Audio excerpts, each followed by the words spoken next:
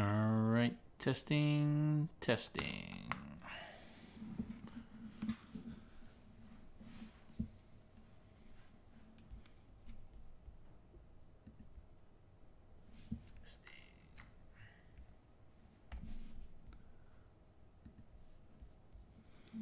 All right, good evening, everybody. Welcome to CanHammer TV. Just thought I'd do a quick impromptu solo stream. Just talk about some of the things I've been up to over the Family Day weekend. If you're not from Canada, this weekend was a long weekend because of some random holiday that the Liberal government decided to implement years ago. What's funny is I live in Ottawa, and Ottawa's the capital of Canada, and so is a lot of federal government workers, and Family Day is a provincial holiday, so actually lots of people have to work tomorrow, except for me. So that's a perfect segue that tomorrow we will be streaming two games. In the morning, we will be streaming a 40K game with me testing some mechanized Custodes versus Inquisition Soup. Inquisition, Land Raiders, a Knight, and some Marines. So that should be a fun little game. Tristan Gray, welcome. And then tomorrow night, we will be streaming a game with the new Flesheaters versus the new Skaven. So that should be super fun. Tune in for that. We'll be talking about this book tonight a little bit, but the full review of this and the Skaven book will be on Wednesday on the podcast when we're joined by Hui, who's kind of our resident Sigmar pundit, I guess. So we'll be definitely covering that on Wednesday. So tonight I just want to talk a little bit about the Flesheater book. I want to go over some hobby, update people with regards to some events and other news that's been going on, talk a little bit about the new Assassin's rules, and then I think I might like to give one of these away because I have lots of extra books. So stay tuned to the end, and we'll be giving away a copy of the Flesheaters Battle Tome. And then probably Wednesday we'll give away a copy of the Skaven Battle Tome. And then I still have a Genestealer Battle Tome, Codex to give away, so lots of giveaways. And as we creep towards March, we'll have another discount code. So first, as I mentioned, tomorrow I'll be testing more of my Custodes, the Forge World beta rules. I've been fairly unimpressed with it so far, but as is always the case, initial impressions may not necessarily be true, and you should always try these things out if you're really invested in it anyway, which I kind of am.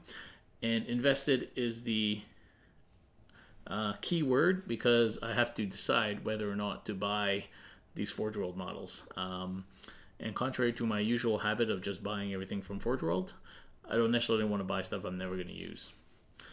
So I've been trying a bunch of things out, if you've seen on the stream, mostly trying most of the foot stuff, the Telemon, and then tomorrow I'm going to be trying the tanks, the Caladius and the Palace Gravitax. So playing 5 tanks tomorrow against an interesting list of Inquisition, Land Raiders, and a Knight, and some Marines. So should be a good test to see if my tanks can take out the boogeyman of the Custodes, which is Knights and heavy armor. Snoop DeVille, welcome. So yeah, that should be a good test to see if my tanks can withstand the storm.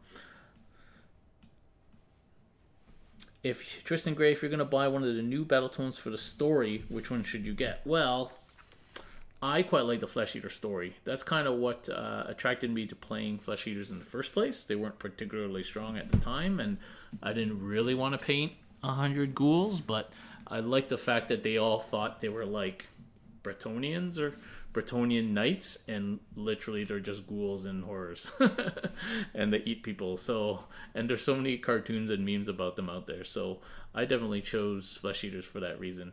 I've not really read the Skaven fluff, don't really like rats, so that kind of skewed my initial impression, but and I gotta say, there's a lot in that Skaven book. They've packed it all into one book, so it's a long read. But the Flesh Eater Court is not a big book. We hardly have any models. It's kind of like the Custodes of Sigmar. It's an elite army, not a lot of models, and not a lot to it.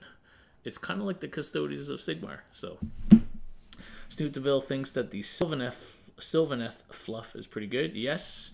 You know, Snoop, I was going to start a Sylvaneth army, but then this book came out, and I'm like, ugh. And then the Custodes beta came out, I'm like, ugh.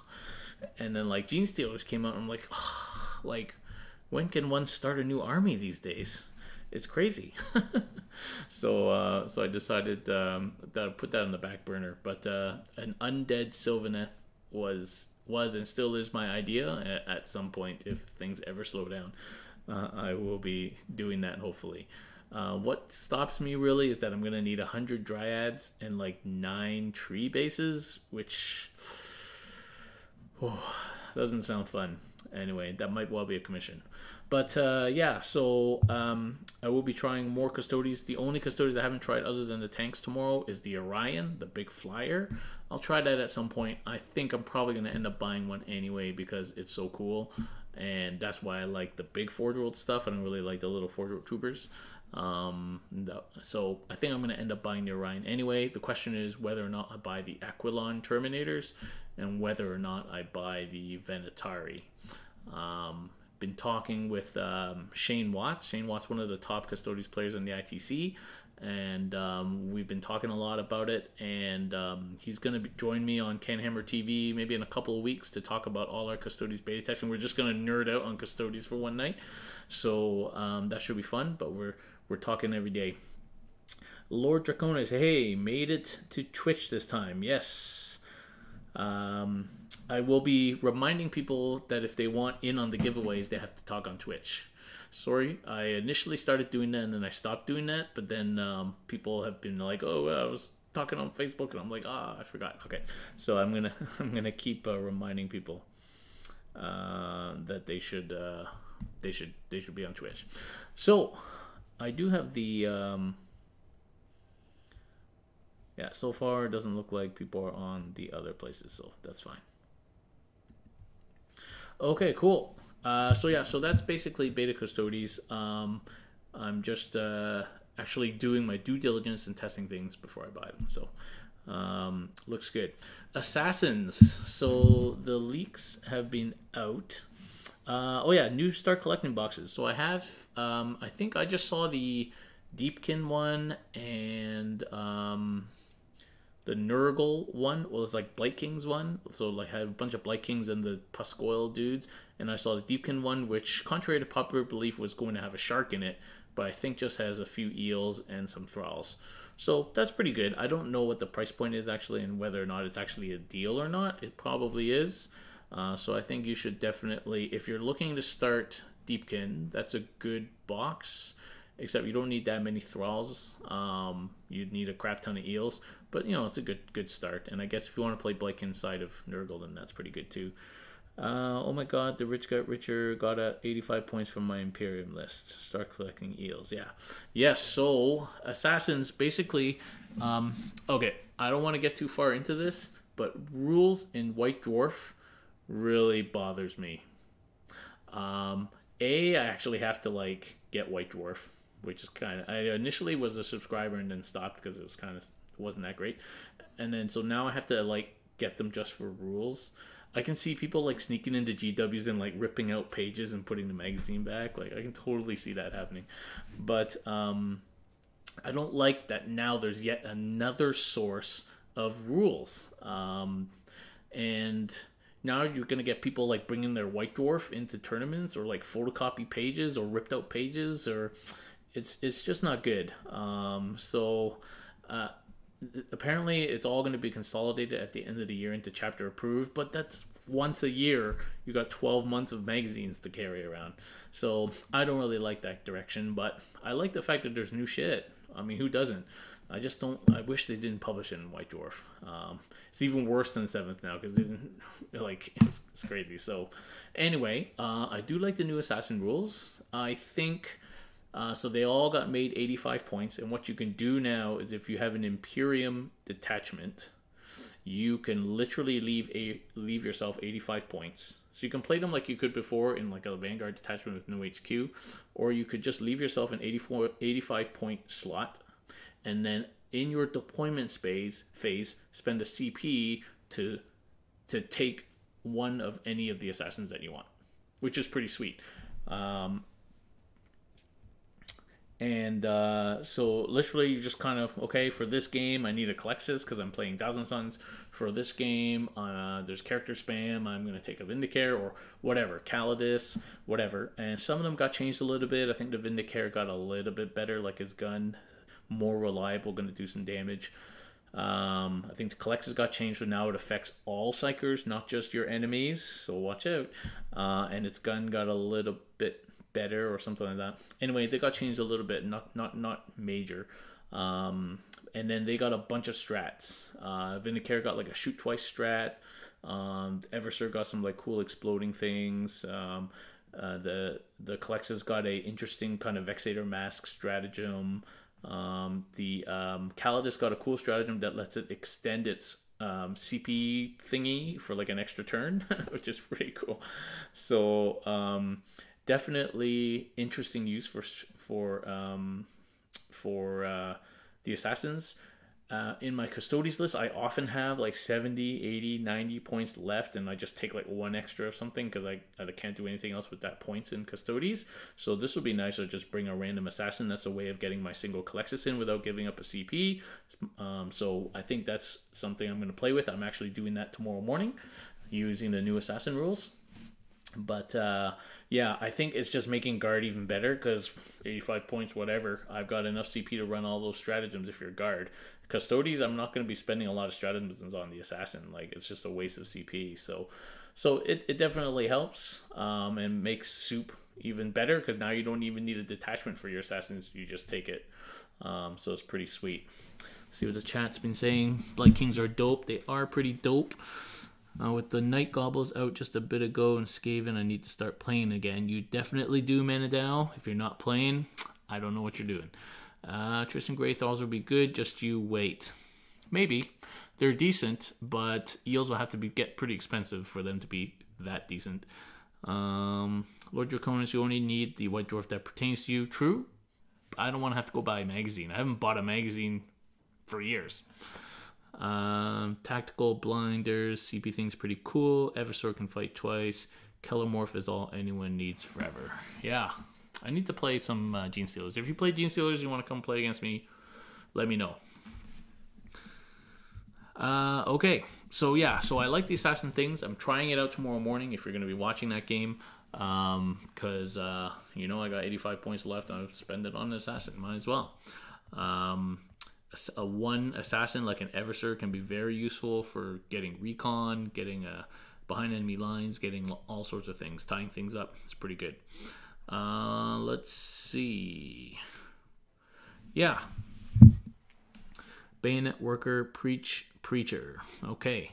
Yeah, so I have a copy of the Gene Stealer Cult Codex over there. It's still shrink wrapped. I haven't really looked through it thoroughly. I haven't really had the time, but initially I was going to go hardcore GSC because I have 120 Gene Stealers in the box over there, and I have 2 Patriarchs, like all the characters painted up. I have 3 boxes of Neophyte hybrids over there.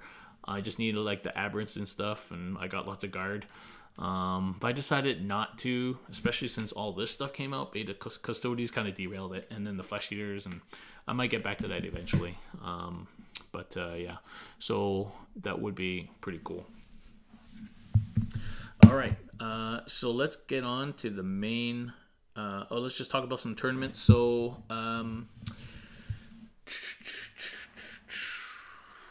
tournaments coming up. There's a lot of tournaments coming up. I just saw the advert today for TGX, which is July 20th, I believe, in Toronto. That's a big major in Toronto. Berry Bash is next weekend. It sold out a long time ago. We've got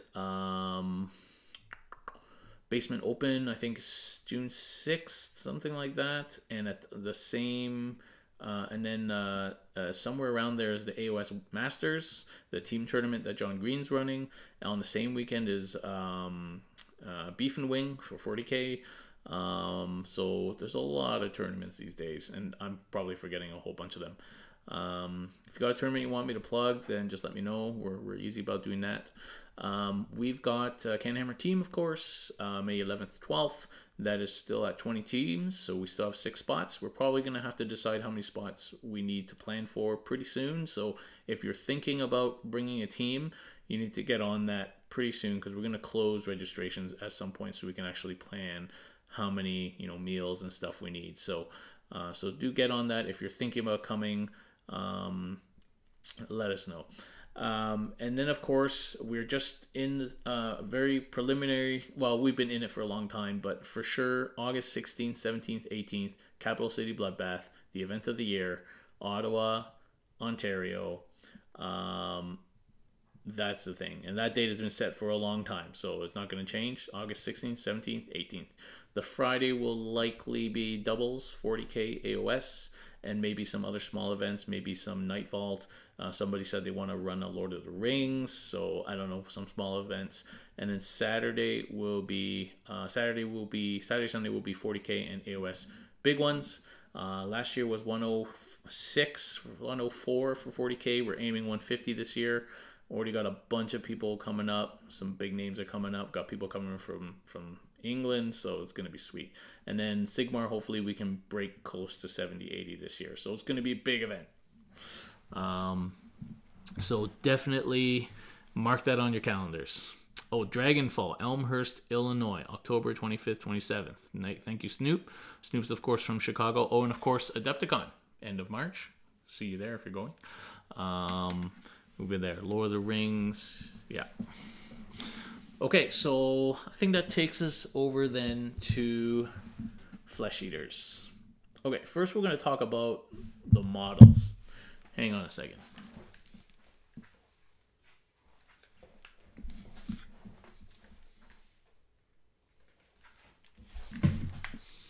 All right, so basically we got 2 new models for Flesheaters in this box, the Carrion Empire box, which is pretty sweet. You should pick it up because it's a good. If you want to play Flesheaters, pick up that box. You get the 1 king on foot, and you get the 20 ghouls and 3 horrors and 3 flares. So that's a nice start. And then really you probably just need a crap ton more ghouls. You need some of the big dudes on Terrorgeist and Zombie Dragons. Then you need the throne thing, and then you need maybe one of the endless spells. So you definitely, if you want to pick up the box. It's a good starter set, and just split the Skaven side with somebody else.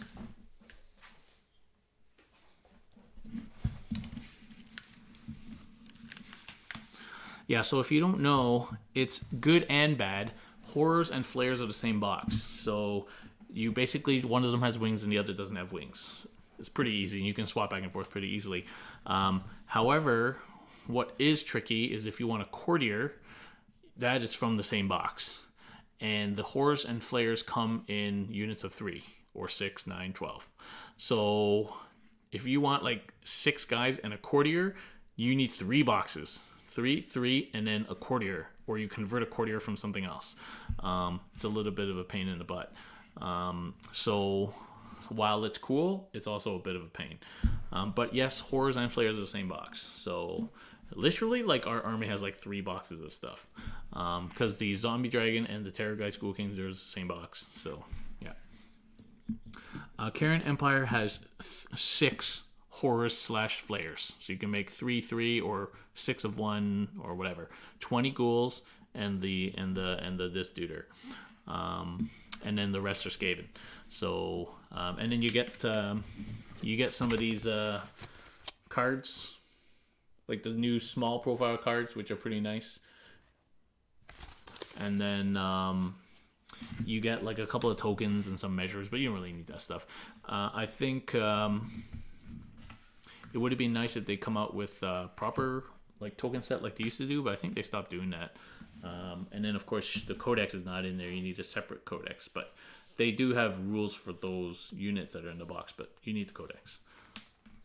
And there's a copy of the core Sigmar rules in there too. Okay. Can I play Tomb Kings at Capital City Bloodbath? Haven't decided. Come on, man. Join the modern age. Okay, I want to talk about this for a second since we're just talking about hobby a little bit. So this is the Archregent, the new Archregent, basically a Ghoul King standing, not a Ghoul King on Terrorgeist, a Ghoul King on building. This is possibly the most intricately designed GW model I have ever put together. And that's saying a lot because a lot of the push fit stuff is fairly intricately designed, how it's cut so that you don't have mold lines across weird places except for Stormcast. But this thing is crazy. So like the body was like split in half and the head is split in half, but before you put the head together, there's actually a middle piece that forms the back and has the tongue sticking out. And then you slap the other piece on, and then you put the two arms on, and so that there's no seams in this thing. It's completely seamless. It's really crazy. And then it goes on to the whatever building. There's a little knob in the foot.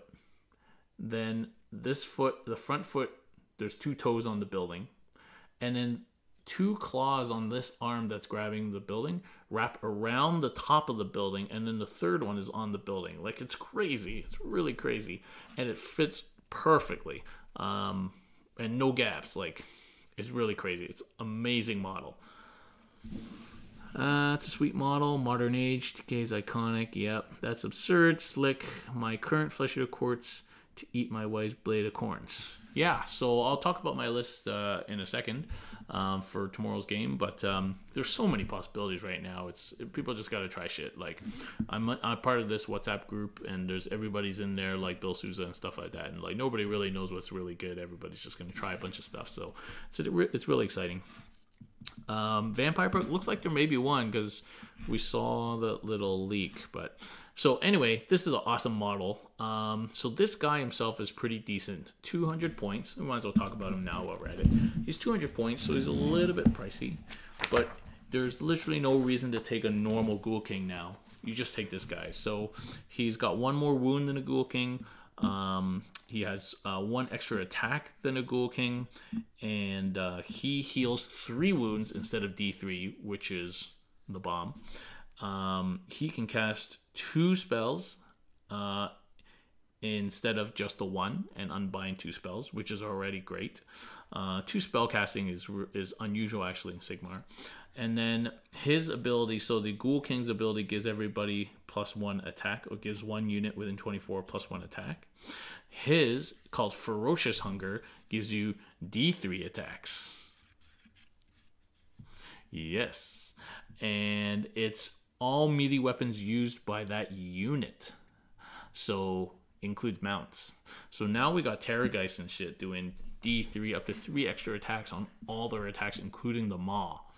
Crazy. Remember that for later. So, Ferocious Hunger, awesome. And then his command ability lets him summon anything, 1 courtier, a unit of 3 knights. So what they've done now is, so your ghouls are serfs, your flares and horrors are knights, like keyword, and then your king and stuff are aberrants, and then you got your monsters. So you can summon a unit of 3 knights, so horrors or flares, and then it can summon 20 ghouls, not just 10 ghouls. 20 ghouls, because 10 ghouls is pretty useless. 20 ghouls, though, is pretty sick, especially with some of the other shit in this book. So this guy's definitely worth the extra points. You need to bring 1 or 2, and then he interacts with that new throne piece pretty well. Archregent. 200 points, ouch. Yeah, it's worth it, man, as I just said. Anyone hobbying or else watching All-Star Game, I'd be scared about it getting sniped early game. Well, you definitely don't want it getting sniped early game because you hide it behind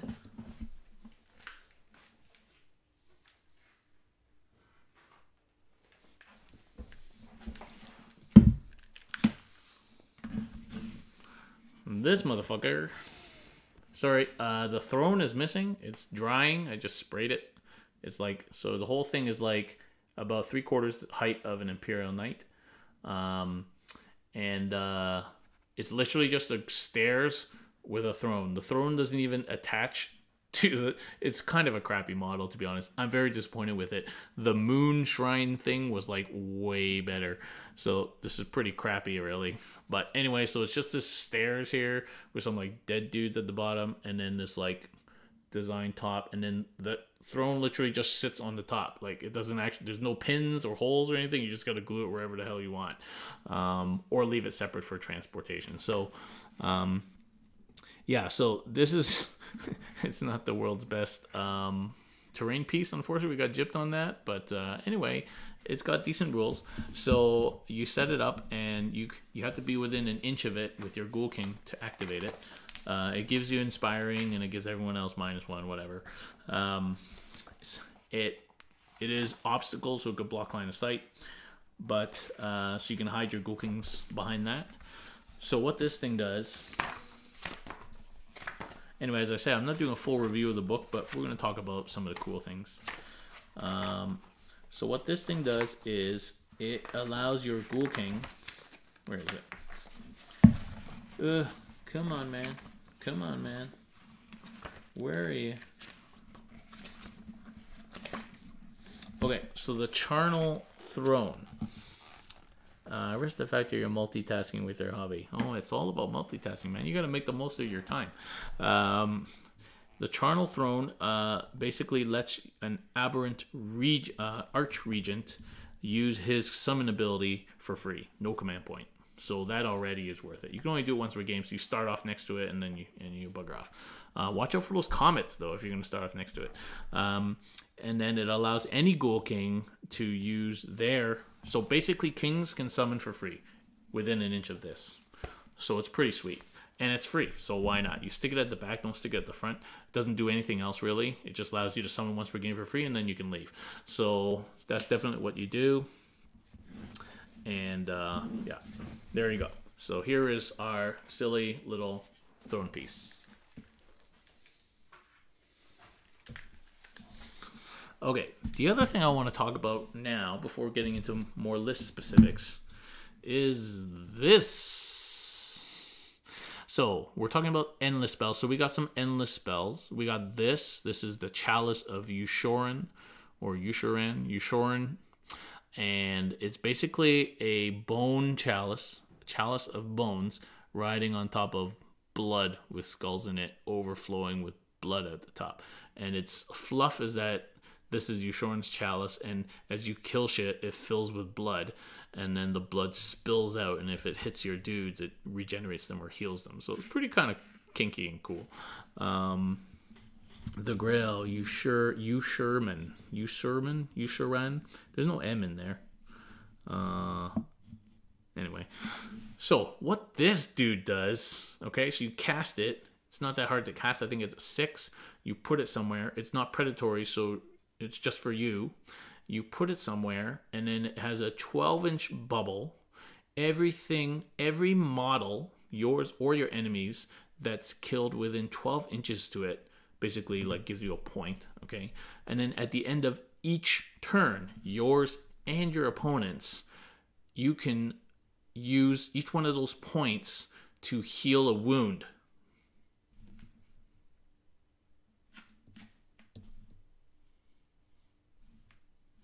To a Flesheaters unit within whatever, 9 inches or something.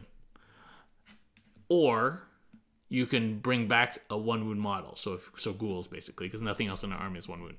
So picture this. So you're in this combat. You're going to be hitting the front lines. You got your 40 ghouls here and your Terrorgeist, 1 or 2 of them. You're going to hit like 60 grots or something. I don't know. Whatever you're going to hit. Okay. You cast that chalice right in the front. Doesn't matter, right? Leave a little space for it. It's not very big. And then you're like, boom, you hit some shit, okay? Let's say your ghouls, they got like 6 attacks now. They kill like 40 grots. Let's say they really suck it out and you only kill like 15 grots, okay? And then your Terrorgeist doesn't do anything or whatever. Let's say you kill a total of 8 models, okay? You really crapped it out. And then the Gits hit you back and they kill like 15 of your ghouls. Well, guess what? That is like 25 models dead. you can now heal 25 wounds. So let's say it took your Terrorgeist down to 1 wound left. Boom, your Terrorgeist is full health again. Every turn. Or you bring back that many of ghouls. It's crazy. 40 points.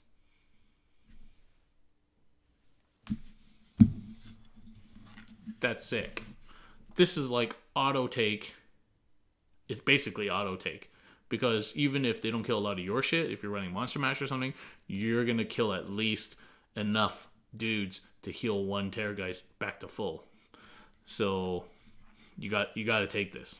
The other endless spells are kind of sucky. So the one with the horses out, while it looks freaking cool, so it's a big base, it's like a knight base, and there's 5 horses coming out of it.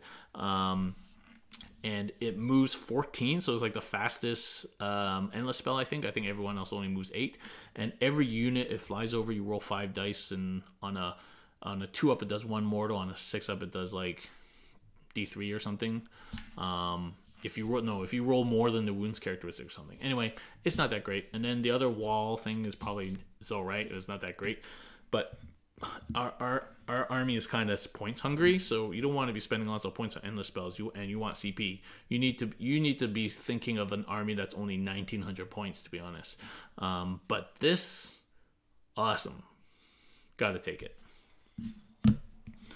Yeah, Tristan Gray. That little horse thing is like on a knight base, and there's 5 horses coming out of it. You can't really see it on the pictures that they've published, but it's 5 horses. Yeah. No, it's like a knight base with 5 horses coming out of it.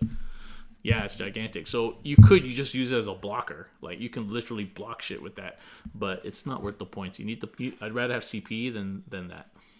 All right, so Chalice of Yushorn. Do it. Okay. So those are 2 things I really wanted to talk about. And hobby. And this is a cool model, too. It's pretty cool. It goes together in really cool little parts. It doesn't balance very well. So you see there, like, the fire just kind of... It's hollow. So, like... Yeah. Anyway, a bit of super glue. But, yeah. All right. Let's talk a little bit about some of the highlights. Obviously, we're doing a full review on Wednesday, so I'm not going to steal my own thunder. So here you go. So as you're seeing, Tristan Gray, even this picture looks like there's 3 horses, but there's 2 more behind those 3, and it's a knight base. Yeah.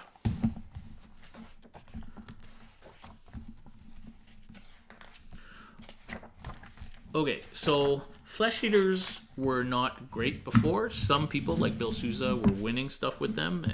Mostly, I think, because they can still be good. You get a lot of free stuff, basically. So you needed 25 to 2,700 points in order to beat a 2,000 point army from another faction. Yeah. So now we got better. Basically, now most of the delusions got nerfed a little bit, except there's one that gives you so you got this, the biggest thing is this new command ability called Feeding Frenzy. So Feeding Frenzy, basically, after a unit attacks for the first time, so you can't do this more than once on the same unit, you can, if they're within, everything depends on its heroes, like all death armies, then you can do a command ability, spend a CP, and they can immediately pile in and attack again, which is crazy.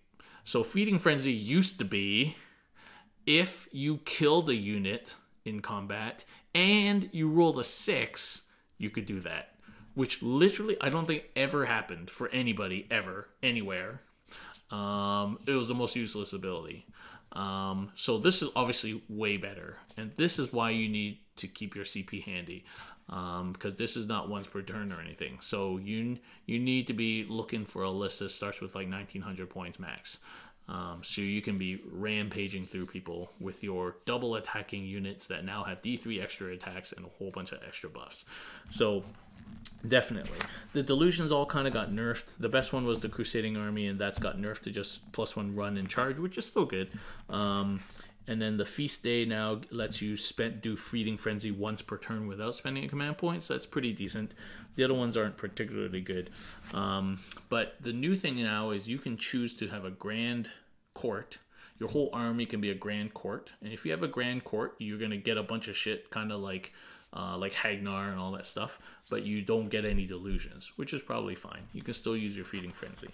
And there's 4 grand courts, and basically the 2 that have the most talk right now are Blister Skin and Gristlegore.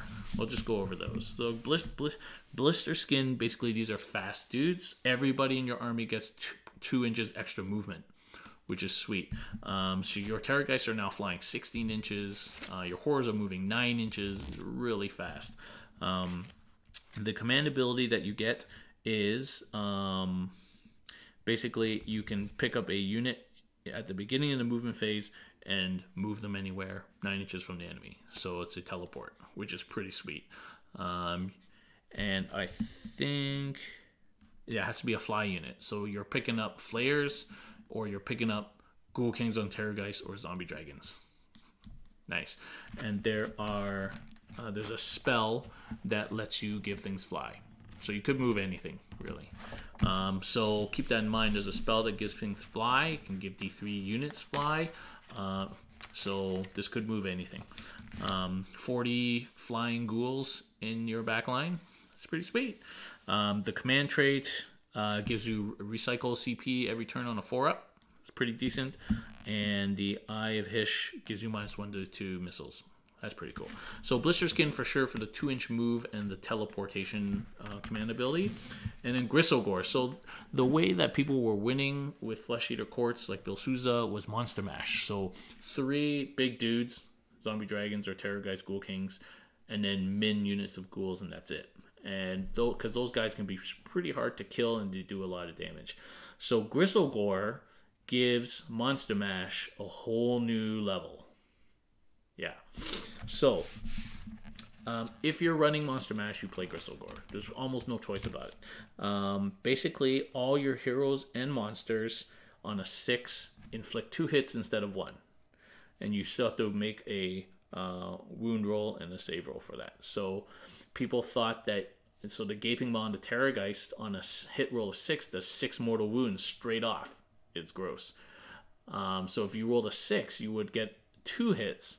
So some people thought that did 12 mortal wounds. But the wording here would make you think that actually your second one, you just have to roll it like normal. They have to FAQ that, and hopefully they will. We told Ben Johnson. Because if you roll a 6 and you end up doing 12 mortal wounds automatically, that's gross. Anyway, so exploding 6s on your monsters. The command ability is... so these guys are heroes by definition because they have Ghoul Kings on them. I guess you can run them without Ghoul Kings, but what's the point of that? When they die, you spend a command point and they can fight again before they die. With exploding 6s. And maybe D3 extra attacks from Ferocious Hunger. Pretty sweet. So that's pretty hardcore. And then the command trait, hey Kevin, how's it going? The command trait is Savage Strike. The general of your Gristlegore army fights before everybody else, but can't fight again. So you get to fight with that person. Then you get to fight with them again with Feeding Frenzy. Then you get to choose who you attack with first. So that could be 3 goes with a Terrorgeist or a Zombie Dragon before your opponent even gets to do anything. And then if they happen to kill it, and haven't been healed to high heaven by this motherfucker, then they get to attack again when they die. So now you see why you need CP. It's pretty gross. And the artifact is actually fairly calm. It kills somebody if you roll higher than their wounds characteristic. 1 model within 1 inch. So that's kind of nothing. So there you go. Gristlegore if you're running Monster Mash. So I'm running Gristlegore tomorrow. I'm not running full Monster Mash, but I'm running some Monster Mash just for funsies. I want to see what these motherfuckers can do. So that's Gristlegore. So let's go over some other cool stuff, just to highlight some cool stuff. So some of the old stuff got nerfed, like the flayed pendant got nerfed. It's just a reroll charge. There's some cool artifacts here for your kings. Majestic Horror got nerfed. Now it just lets you summon for free instead of summoning twice in a row. Yeah, so this is your Aberrant can take an artifact called the Dermal Robe. Gives you +1 cast, dispel, and unbind. So dispel meaning like if you want to dispel endless spells. So that's pretty sweet. +1, it really helps, especially if you're casting 6 or 7 like 6 or 7 power level spells. The Grim Garland subtracts 2 from Bravery from units within 6, and so that makes your Terrorgeist Shriek that much stronger. That makes all your Flayers now stronger with their Shriek. We'll get to that in a second. So Grim Garland, definitely something to consider if you have an extra relic. Of course, you have to take the Grand Court relic if you take a Grand Court. And those are kind of the artifacts that stood out to me. And then the spells. Spells are sweet. So we still have the old school spells like Unholy Vitality. Those were really the only thing that we were casting before. Now we got a whole bunch of spells. So Spectral Host. This is a spell just on a 6. Makes a friendly unit fly. If they can already fly, now they can run and charge. And if you roll a 10 or more, not unmodified, if you just roll a 10 or more, 3 units get this spell. 3, not D3, 3. Yeah, so if you're running Monster Mash and you roll a 10 or more, all 3 of your Terrorgeists are now running and charging. They already move 14, so that's pretty gross. Monstrous Vigor, casting value of only 5. Flesh Eater Court's monster within 24 inches acts as if they're unwounded for the whole turn until your next hero phase. Which is crazy. Acts as if it's suffered 0 wounds. That's awesome. Because then you just heal that up at the end of that turn with this motherfucker. So good. And it's only casting value 5. Miasmal Shroud is probably not good, but it sounds good. So casting value 5, you roll 3 dice. On a 5-up, that unit suffers a mortal wound for each 5-up. If you roll a double to get -1 to hit, and then if you roll a triple, which somebody tells me is pretty rare, they also get -1 to wound. That's pretty cool, but I wouldn't rely on that doing anything more than like maybe 1 mortal wound, so it's not really that good. Deranged Transformation, so this allows you cast summon a unit has a wounds characteristic of up to 6, so like Horrors and Flayers would be your best bet for this. It adds their wounds characteristic to their move. So Horrors would add wounds characteristic 4s, where they would be able to move 7 + 4, 11 inches, +2 from Blister Skin. You got Horrors moving 13 inches. Flayers move 12. Then you add 4. Now they move 16 plus Blister Skin. You got Flayers moving 18 inches. Crazy. And if you roll 10 or more on this casting roll, they go on 3 units again. Boom. And then Blood Feast. Blood Feast is basically like the orb thing in Death. So you cast it on a unit, and then it does D3, and then you can heal D3. D3 seems really nothing when you got this shit going on. So, not that great. Okay, the other thing we got is mount traits. So now our Terrorgeists and Zombie Dragons get mount traits. You get 1 for free, and for every battalion you get another one. And this is just extra value added for free to your mounts. So there's a separate table for Terrorgeists and Zombie Dragons. The Terrorgeist ones are pretty sick. Run and shoot. Improve all Ren by 1. Heal 3 instead of D3 per turn. And reroll all failed hit rolls with the Fang Maw. So the Fang Maw is the one that does 6 mortal wounds if you roll a 6. It says reroll failed hit rolls. So, and that hits on a 4. So that's pretty sick, especially if you're getting D3 extra attacks on that. And then on a 6 it explodes. It's like so gross. And then Devastating Stream just adds 1 to your Death Shriek thing, which can be useful. Zombie Dragon, run and shoot, same thing. Improved Rens by 1, which is probably good for the Zombie Dragon. Reroll the wound roll on Pestilent Breath, heals, increase damage of the Maw, and Death from the Skies allows your Zombie Dragon to deep strike. Oh, nice. I don't know why you'd want to do that when it can move like 20 inches with all these other things going on. Anyway, so it's pretty cool. Just free shit, mount traits. Pretty awesome. Okay, let's talk about flares. So we mentioned bravery before. There's an endless spell. It's like a grave tide or something that makes you -1 bravery. You can get relics here to make you -1 bravery. So a bunch of things that can do -1 bravery. Because here's what's happened to the flares. Flares were pretty crappy before. Their scream was like D6 +1, and if it's over their bravery, they do not number mortal wounds, which is really pretty crappy. And then they had like 3 or 4 attacks, but if you roll a 6, you did a mortal wound instead of the damage, which wasn't great. So now flares, their scream is you roll 2d6, and if you're more than 3 inches away, you subtract 2. So that's not great. But if it's higher than bravery, you do that number of mortal wounds, the difference. And yeah. So, and that's for each person rolls 2d6 because it's a ranged attack. So if you have 3 guys in a unit, you roll 2d6 for each guy. So there's a chance of doing less or more. Still, unfortunately, quite random. And then now the piercing talons inflicts a mortal wound in addition to other damage. So that is sweet. I still don't think they're as good, but it gives them more flexibility, especially to take down bigger stuff because they're the ones with rend, because horrors don't have rend and the mortal wound output. So they have more use now.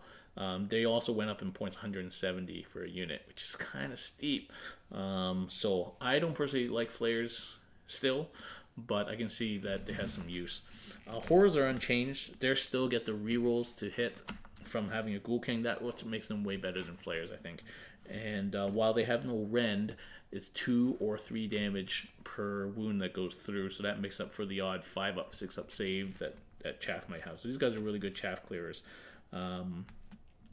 Yeah, but the key thing is they get to reroll the hits. So, and that's it. They just changed the Terrorgeist and Zombie Dragon by themselves to Royal to differentiate them from the Death ones, and because they're Royal. And those are kind of the highlights. So there's a Blister Skin. Oh yeah. So if you run Gristlegore, Zombie Dragons and Terrorgeists are battle line. Not the Ghoul Kings riding ones, just the normal Terrorgeist and Zombie Dragons. Now you're still limited to just 4 Behemoths, of course, but you could fill 2 battle line slots with Terrorgeist and Zombie Dragons. It's pretty sweet. That's the other change. The one thing that doesn't happen now is, so Necromancers used to be able to this wasn't from this book, but Necromancers used to be able to give us Pile Van Hells on like horror units because they were Mordants, but now of course Necromancers just do summonable, and none of these things in here are summonable. So too bad, no more Necromancer. But we don't have points for a freaking Necromancer, man. We got all sorts of other shit to take. It's crazy. All right, so those are my highlights. Let's go to my list. Okay, so for tomorrow evening, I'm playing Francois. He's bringing Skaven. It's going to be like a crap ton of rats. Basically, let me bring up my list here. So I am playing this list. I'm playing Gristlegore. I'm playing the Archregent. He's going to have the Spectral Host spell, though that's the one that gives you fly, and if you spy a fly, you can run and charge, and on a 10, you can affect 3 units. He's going to be rocking an extra artifact because I'm running Ghoul Patrol. So the extra artifact is called the Dermal Robe. That's the one that gives you +1 cast, dispel, and unbind. So that's great because he can cast and dispel 2 spells. Then I've got a Ghoul King on Terrorgeist. He's my general. He gets that relic automatically, the Gurish Maw Shard that gives you the kill 1 model thing. That might be useful if you can break coherency with it, and then at the end of that turn, half that unit disappears. So that can be pretty situationally powerful. Because people forget about the 1-inch coherency thing in Sigmar, especially if they play 40k as well. Then he obviously gets the command trait, Savage Strike, because he's the general. He's going to rock Monstrous Vigor, which lets him heal up and act, not heal up, but act like he's full. And he gets the Gruesome Bite, which is the mount trait to reroll hits on his Fang Maw. And then I've got a Ghast Courtier, and I've got another Ghoul King, this time on a Zombie Dragon. Because you know what the new Zombie Dragon spell do? I think it's new. I never used a Zombie Dragon before. The new Zombie Dragon, Ghoul King on Zombie Dragon spell is Malefic Hunger, cast value of 6. Until your next hero phase, reroll wound rolls for attacks made with melee weapons by Flesheater Quartz units wholly within 16 inches. And this is a motherfucking big base, okay? So that's like a 24-inch freaking reroll wounds aura. Sick. So I think you gotta take one of these guys. And he's got the extra rend Zombie Dragon trait because I have a battalion, so it gives me 2 relics, 2 mount traits, an extra CP, and lowers my drops.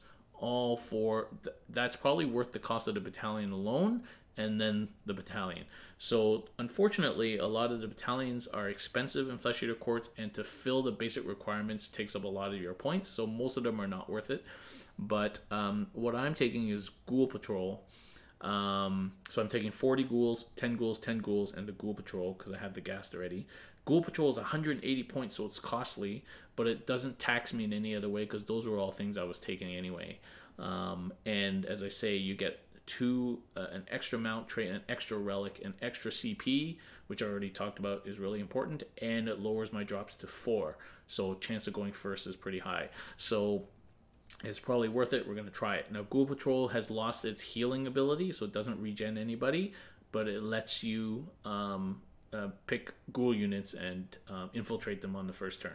So they still have to come in first turn, but you don't have to put them in reserve. You can choose not to. So literally, you could just pay Ghoul Patrol for an extra CP, relic, mount trait, all that shit. Otherwise, 180 points is probably a second Arch Regent. You could use to summon 20 more ghouls, another spellcaster, so you make that decision, but we'll see how this goes. Then I'm running the Chalice, of course. I already mentioned Chalice. And the Malevolent Maelstrom. Because I had 20 points left over. The Malevolent Maelstrom, against some people, can really soak up a lot of spells. And I have 1,900 points. That leaves me 2 extra CP. So I'm going to start in the game with 3 CP. Should be pretty sick. One wonders if I should be running the Ether Quartz Brooch because I'm so CP intensive. Maybe I'll do that. Yeah, I'd have to get rid of the Dermo Robe though. Casting. +1 casting, unbind and dispel, or regen CP when I have start with 3. I don't know. Put in the chat below which one you think I should take. I don't know what Francois is bringing. She's probably bringing a bunch of those warp fire shooting things and a bunch of other mortal wound shooting things. He's bringing like 120 rats, so I should be able to get through that many rats. Anyway, every rat I kill is a wound healed to me, or a ghoul back. So I'm running Ghoul Patrol, but I'm gonna start my ghouls on the table and just hit that shit right in the front, right in the face. And then first turn, summon 20 more ghouls. A Vargulf, and probably 3 horrors. Hit him from the back with it. Go to town. So, sounds like a game plan. Anyway, super cool, exciting book. Can't wait to try all sorts of things from it. It's going to be pretty fun to play, I think. And we'll see tomorrow how fun it is.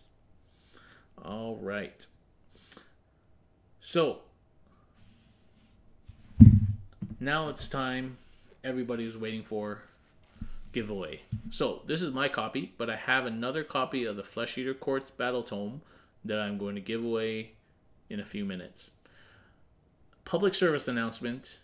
You need to be on Twitch in order to have a chance to win this. If you're watching on Facebook or on YouTube, that's great.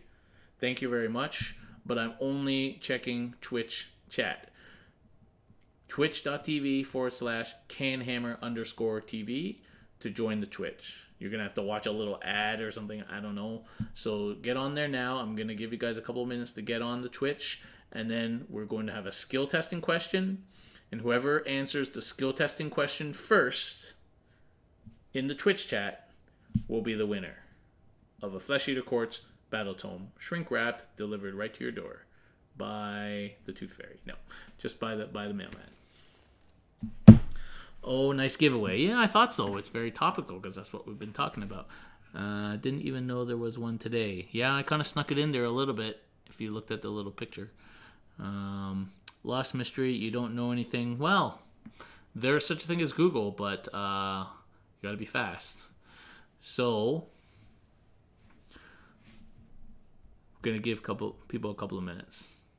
So, anybody here play Flesheaters other than me? I mean, I played Flesheaters. That was my first Sigmar army, was Flesheaters. And I played it, and I actually did pretty well with it at our first day of blood. I got one best death.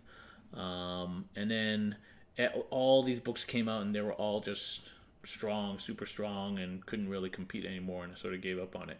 But I kept them all, and I slowly accumulated a few more Terrorgeists. So I have 3 of those things now. I need a zombie dragon now, unfortunately. But yeah, so I only have 60 ghouls, so I'm probably going to put the 20 from the Karen Empire together, because I'm going to need 80 at least. And then got my Archregent. I'm going to need 2 Archregents. So anybody else wants to split another box, a Karen Empire box. If you want to split another Karen Empire box, let me know, because I need 20 more ghouls and I need another Archregent. So there we go. Lord Draconis, I do now. Manadoubt, have 1 box of ghouls. Ad wasn't that bad. I haven't played them. Thinking about buying the carry-on box set. Splitting with my buddy. Yep. Never played tabletop. I purchased an army only to learn that they are no longer playable. Oh no, that sucks, Lost Mystery. But you know what? Somebody else will probably buy that army and you could play another army. If I have the BT, I may be swayed more to buy it. Well, Snoop DeVille, you won the other one, man. So here's your chance. I feel I need so many ghouls now. I only need 30. Well, you don't need many ghouls. I think you need 60. Because unless you're going to ally in like direwolves, you need ghouls as battle line. Now, you could get away with it. So you could play a whole army of flayers or a whole army of horrors. I think that's perfectly viable, actually. Especially with the new shit, like blister skin flayers or blister skin horrors is going to be gross. So I don't think actually you could probably get away with no ghouls and just not run any. But it's nice for ghouls to sit in the back. That's 2 uses for ghouls. 1, just sit in the back, small units of ghouls, or 40 as a block right in your face. Because 40 ghouls is doing 2 attacks each, and 3 attacks over 20 models, and then getting D3 extra attacks from Ferocious Hunger, and then re-rolling hits if they're next to the king. Zombie Dragon spell makes them re-roll wounds. No Ren, 1 damage, but that's a lot of freaking attacks. And then every one of those you kill next to the freaking Chalice brings 1 back at the end of every turn. And then you still have the Varghulf and the Gas that can bring them back too. So 40 ghouls is going to be a pain in the butt to get through. So you can run ghouls in different ways. But you could get away with just running like a block of 12 horrors. Nobody's going to kill 12 horrors before they can get regenerated. It's crazy. And then those guys are putting out 4 attacks each, 3 attacks each, plus D3 extra attacks, each one doing 2 or 3 damage. Like, yeah. Varghulf doubled to help, pop them out, and run 2 death vampires. Yeah, I don't think you need vampires, though, to be honest, because even if you just want to run a normal Ghoul King, that gives you a +1 attack. So, and then it has some spells, and you don't have to worry about allies, so... Yeah, can still use them. They're not. AOS sounds so cool. Maddie Yex 8469. AOS is in fact cool, and you should play. And if you're not sure if you want to play, then tune in tomorrow for our game, and then you'll see, and then you'll be like, I need to play this. Bretonia. Oh, Lost Mystery. Play Bretonia. Well, what you could do? Why don't you just slobber them with some undead shit? And then call them Flesheaters. Super fluffy. Right? There you go. Sweet Army, Flesh Eater versus Skaven tomorrow. It is indeed Flesh Eater versus Skaven tomorrow night. Tomorrow morning is 40k. Flayer Battle Line for the win. Okay, what sounds cool? It is. You can still use them. Not sure if tournaments allow. Yeah, so some tournaments will still allow what they call compendium armies. So you can just ask. So it may not be worth throwing it away, but you could zombify them and make it a death army. You know? Somebody ran 4 of those Griffin dudes at LVO and apparently did pretty well. I don't know, man. They were painted really nice. I'm redoing my Dark Elves to start AOS. Bretts are all dead. I know that's how you used to run them to help with adding more back. Fig the Vargulf. Yeah, well, the Vargulf is still good. Vargulf is still good for sure because it can return knights and serfs, and it's a strong individual unit. I just think there's a lot of stuff now. I would never pay for a Vargulf. Okay, that's the key because you can just summon a Vargulf. Right, the zombie dragon only summon courtiers, so just summon a Vargulf. Right, that's free, whatever, just a CP, and it's free if it's next to the freaking throne. So just summon a free, it's completely free Vargulf. Like, why not? So I wouldn't pay for one in your list though. Pay for as little courtiers as you can. Save your points for the big guys and for your ghouls. I wouldn't even pay for horrors and flayers. 170 points is a lot of points for 3 flayers. I would just summon them for free. Of course, you can only get 3-man units then, so it'll be not as effective as like a 12-man block. But if you're running a 12-man block of flayers, that's like almost half your army. You need to commit to running flayers, dead watch, all that sort of shit. But you know, just 3 flayers, 3 horrors here and there, a unit of 20 ghouls in the back with a Vargulf, that's going to disrupt your opponent's plan. They're not going to be thinking about playing forward objectives when that shit's behind them, right? So that's definitely something you do. Family Day stream, yeah. So the announcements were up yesterday. I uploaded it, but anyway, so it's 9:30 in the morning tomorrow. 10 o'clock a.m. Eastern tomorrow for 40k, and usual 9 p.m. Eastern for AOS tomorrow night. All right, well, I think that's plenty of time, guys. So we are now going to give away the Flesh Eater Courts Battle Tome. The skill testing question is, so first person to write this in the Twitch chat will win. Get your fingers ready and your Google. Scari's question was really hard the other day. The assassin temples that aren't in the book but exist.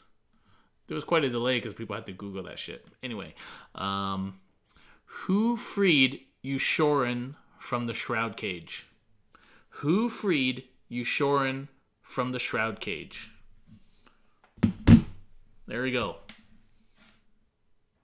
Skill testing question. Yushorin is the first. He's the Carrion King. He was the first Ghoul King, and he was captured by Nagash. Not captured, but put into the Shroud Cage, where he got crazy by Nagash, and then he was freed by somebody and released upon the world. And the Darth Ditch 10, Sigmar, is in fact the right answer. The God King himself, Sigmar, freed Yushorin by accident, I think. And the Ghoul King was released upon the world, and that's the right answer. Nagash, Arkan, Manfred are all wrong. They were all responsible for capturing Yushorin to bring him to Nagash, so Nagash could put him in the Shroud Cage. So, Darth Ditch 10, you have won this copy of Flesh, not this copy, a shrink-wrapped copy of the Flesh Eater Courts Battle Tome. So, Darth Ditch, to claim your prize, you need to message me either on Facebook at the CanHammer page or send us an email at canhammer.yt@gmail.com and just tell me who you are. Maybe take a screenshot to show that you're the guy who won it. And then you'll just give me your address and I'll send it to you. Congratulations. For people's reference, that is on page, because, there might be people on the internet saying, that's wrong, that's wrong.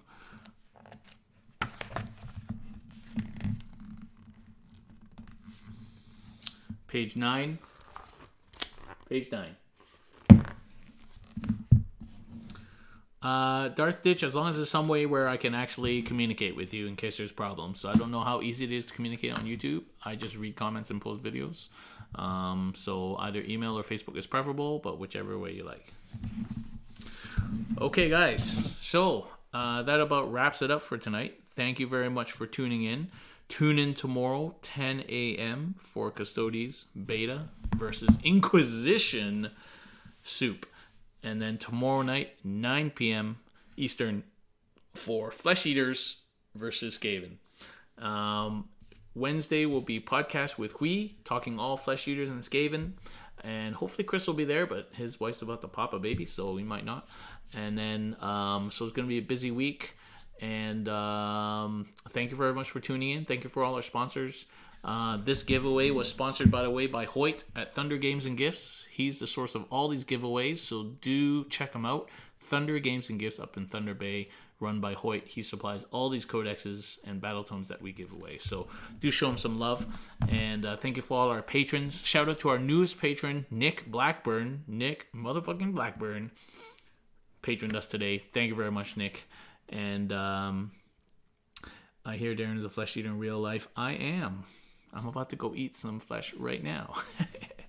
So yeah, thank you very much for watching, guys. We'll see you guys tomorrow.